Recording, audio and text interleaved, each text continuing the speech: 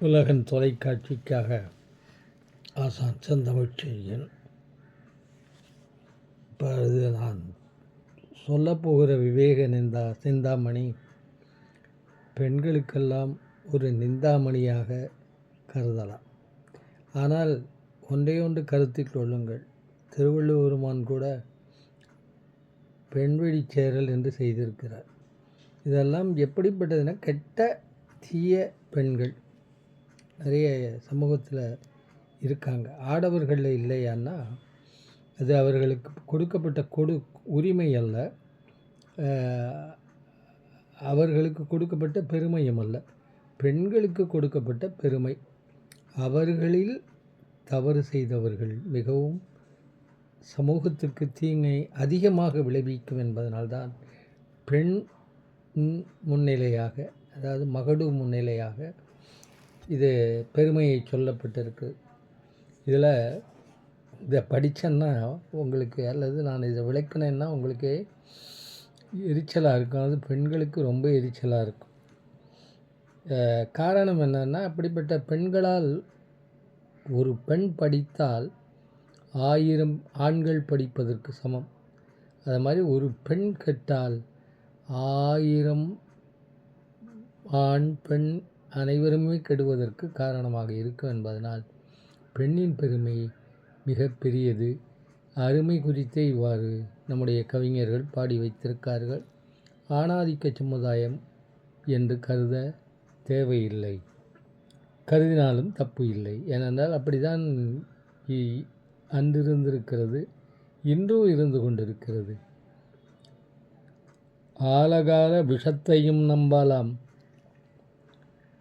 ஆற்றையும் பெரும் காற்றையும் நம்பலாம்,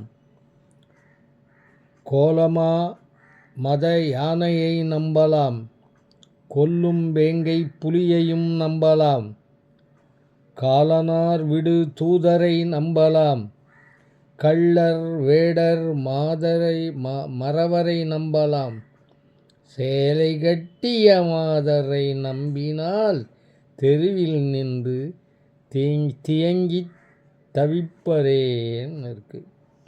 விஷத்தை நம்பு, ஆற்றை நம்பு வெள்ளத்தை, சூறை காற்றை நம்பு புயலை, அழகிய யானையை நம்பு அடிக்காமல் விட்டுட்டு போயிடும், வேங்கை புலியை நம்பு விட்டாலும் விட்டுடும், யம தூதரை நம்பு துன்பம் அதிகம் இல்லை, ஒரேடியாக போய் சேர்ந்துடலாம், திருடரை நம்பு உடைமையை மட்டும்தான் பறிப்பான், வேடரை நம்பு இப்போ விலங்குகளை மட்டும்தான் வேட்டையாடுவான், போரிட உன்னிடம் வருபவரை நம்பு, அதாவது வெற்றி பெருமையை கூட உனக்கு தரலாம். ஆனால் சேலை கட்டிய பெண்களை நம்பினால் தெருவினில் திண்டாடி தவிக்க வேண்டும் என்று இதன் பொருள்.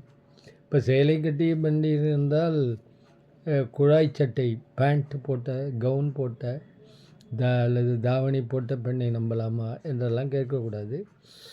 பெண்களுக்கு ஒரு அடையாளமாக சேலையை விட அழகான அணி பெண்கள் குலத்துக்கே கிடையாது, அது பெண்களே ஒத்துக்குவாங்க. கவர்ச்சியான ஆடை என்றால் உலகத்தில் அது சேலை தான். அதை வைத்து பெண்களை சொல்லி இருந்தாலும் இதிலே பொருள் தேடும் பெண்கள், பொருளுக்காக உடலை விற்கும் பெண்கள், அடுத்தது கொடூரமான முறையில் துன்புறுத்துகின்ற, தன்னுடைய அழகை வைத்து, ஆதிக்கத்தை வைத்து, வாய்ப்பை வைத்து துன்புறுத்துகிற தீய பெண்களை குறிக்கும். அது மகடு முன்னிலையாக மகளிரை முன்னிலைப்படுத்தி சொன்னாலும் இது ஆடவர் தன்மையுடைய ஆடவருக்கும் பொருந்தும். இது தமிழ் மரபு. எனவே தவறாக நினைக்க வேண்டாம். பெண்களால் தான் ஆவதும் பெண்ணாலே அழிவதும் பெண்ணாலே என்று இருக்கிறது. இது ஆதி காலத்திலிருந்து இன்றைக்கு வரைக்கும் நடந்து வருகிற உண்மை. நாளைக்கும் அதிகம் மாறாது. அறிவு மாறினால் நிச்சயம் மாறலாம்.